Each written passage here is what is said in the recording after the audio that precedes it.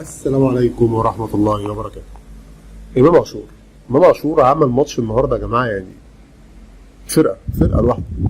زي ما قال الدرديري كده عليه، قال لك إن ده فرقة لوحده. طب إمام عاشور إيه الإحصائيات بتاعته في الماتش النهارده؟ يعني نشوف كده الإحصائيات بتاعتنا. هو لعب طبعا 90 دقيقة، سدد على المرمى مرتين، لمس الكرة 44 مرة، دقة التمرير 85%. 85% دقة تمرير، فقد الاستحواذ 14 مرة. امام عاشور كان فارق جامد قوي النهارده في ماتش الاهلي.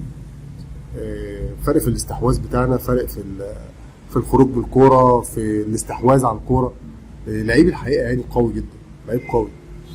اتمنى ان احنا نقدر نستفاد منه، عشان احنا بنستنزفه. كولر بيستنزف امام عاشور لو قدامه بن شرقي، وقدامه جراديشار، وقدامه حسين الشحات، قدامه 3 4 لعيبه كده بيخلصوا، هينهي الماتش. لكن هو معتمد عليه في كل حاجه، معتمد ان انت امام ينزل يجيب من نص الملعب، يستلم وياخد الكوره ويكمل ويجري بيها، وامام يرجع كمان يقطع ويساعد مع المدافعين ومع خط النص.